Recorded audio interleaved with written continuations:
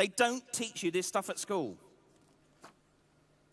There was a report done a couple of years back by I think it was the Federal Reserve in the States.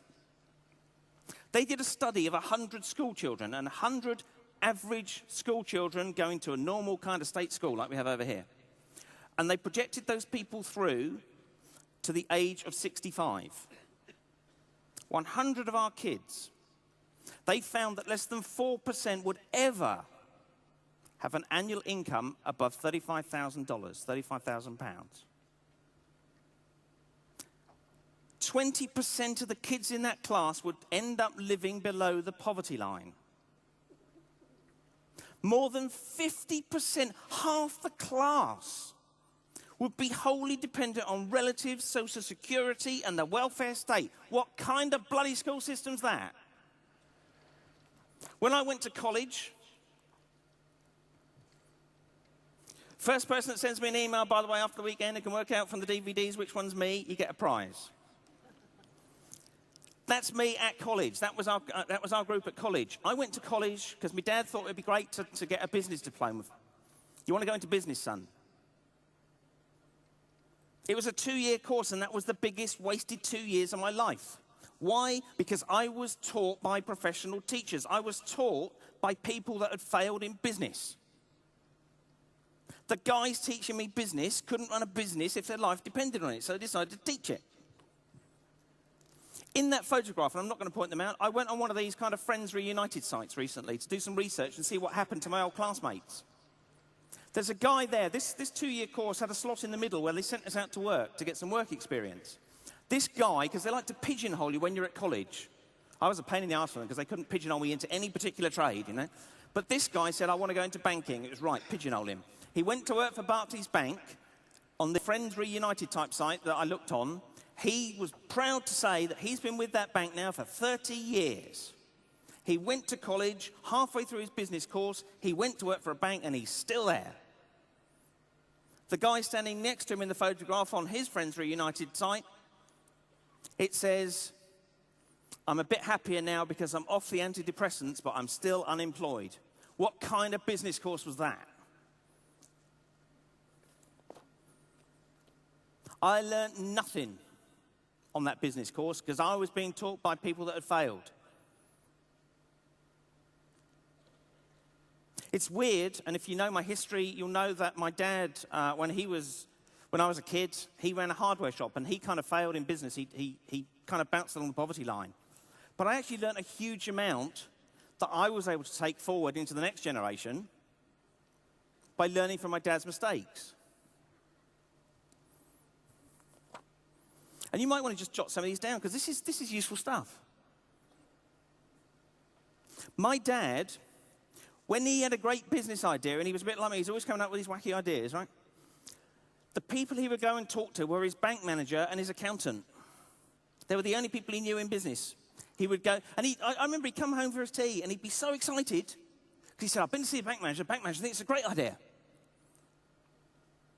But I just said that the guy I was at college with, he was in his business course. He went to work for a bank for 30 years. He's never run a business. He doesn't know a good business idea when he sees it.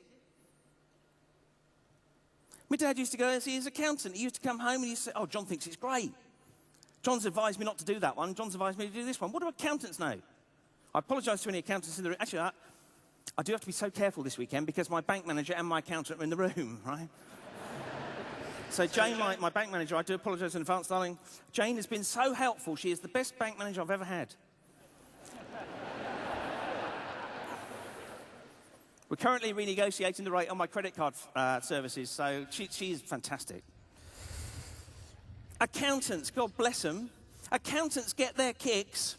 And Andrew, if you're in the room, I do apologise, mate. Accountants get off on getting a row of figures and another row of figures and balancing them. And they get all stressed out if they don't quite balance. And they kind of work the magic and all the numbers. That's how they get off. They get their kicks from adding up bits of numbers and things. Don't ever ask your accountant for directions in business. Accountants keep the score. They don't play the game. You should see my account bill next month. Jeez. Just jot down, you need to get a mentor. You need to have a mentor who you can look up to who's got business experience.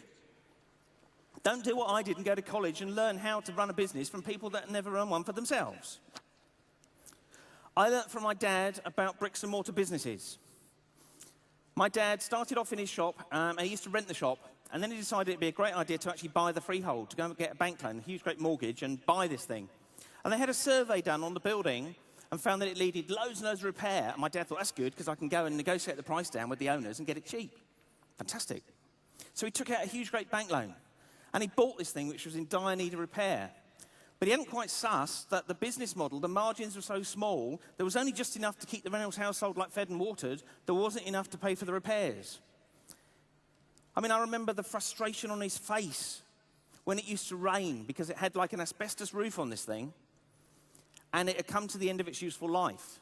And it had holes in it, and every time it rained, my poor dad would run around with buckets, putting buckets under the drips to stop the stock getting wet. It was pitiful to see, just the rage on his face.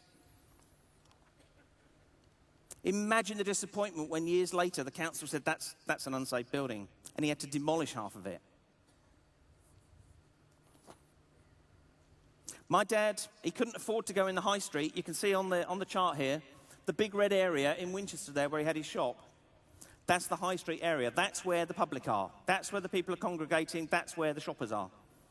My dad had his shop in a secondary location, which was kind of okay because it was a DIY shop and people would be prepared to travel a bit.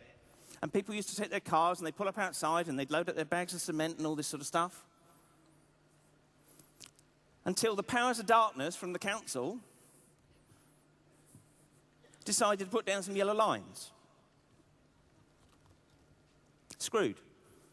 Because my dad had kind of pitched his business there. He got his shop. He couldn't move the shop. I'm buying that. I've got a bank loan out for it. I've got to keep it going. But the business kind of dried up because somebody somewhere else took a decision which impacted on his business. The business we're teaching you this weekend, the lesson I learned was to be flexible. If something happens in a particular part of my business, like, for example, if there's a big postal strike and it stops the direct mail side of my business, no problem, because we go onto the internet side of the business. You have to be flexible enough so that if something interferes, you can move on. My dad used to have huge stocks. He used to have 16,000 items of stock in his shop.